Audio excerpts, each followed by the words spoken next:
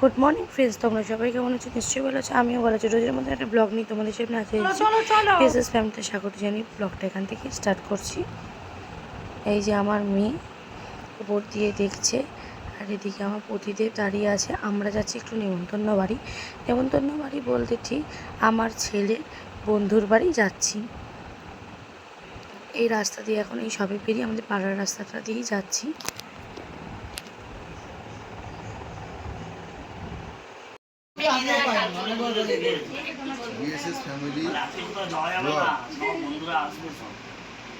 খেলো না না ওদের সাথে খাবো আমি। গেঞ্জিতে পড়বে বাবান। ঠিক আছে পড়ুক না, বাচ্চাদের গেঞ্জিতে পড়বে না, কিসে পড়বে? ব্লগ হচ্ছে চলো চলো চলো সাজানো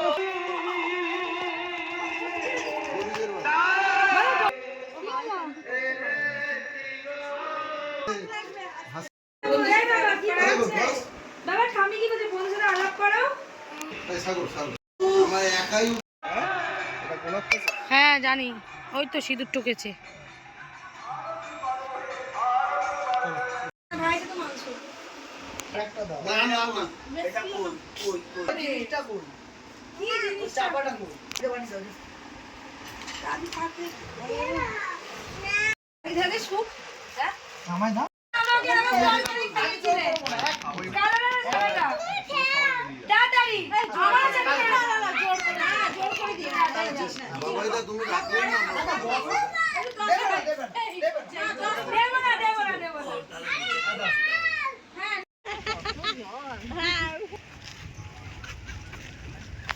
এই বাড়িতে এলাম, এবার ফ্রেশ হব। এদিকে আমার ছেলে বন্ধুকে ছেড়ে চলে এসে মন খারাপ শুয়ে পড়েছে। জামা কাপড় ছাড়তে বলছে, জামা কাপড় উনি ছাড়বে না। বন্ধুকে ছেড়ে এসছো, মন খারাপ? বন্ধুর জন্য মন কেমন করছে? আচ্ছা ঠিক আছে, কালকে তো স্কুলে গেলেই দেখা হবে। ঠিক আছে, এখন যাওয়া যাবে না বাবা, গরমে যেন ভালো লাগছে না। আরেকজন বন্ধুর জন্য মন কেমন করছিল, শুয়ে পড়েছিল, আবার এখন শুরু করেছে খেলা। উফ কি বলবো, এত দুষ্ট না।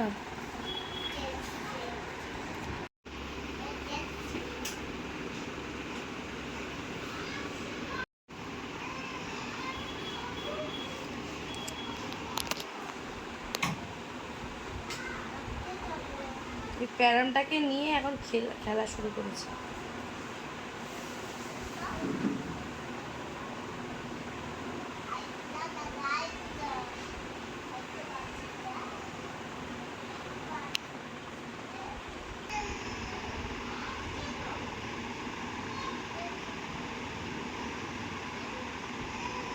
একটু পরেই আবার শুয়ে পড়তে হবে। আমি ওকে 8:30টার মধ্যে শুয়ে দিই, কারণ হচ্ছে সকালে স্কুল যায়, ওই জন্য তাড়াতাড়ি ঘুম পাড়িয়ে দিই।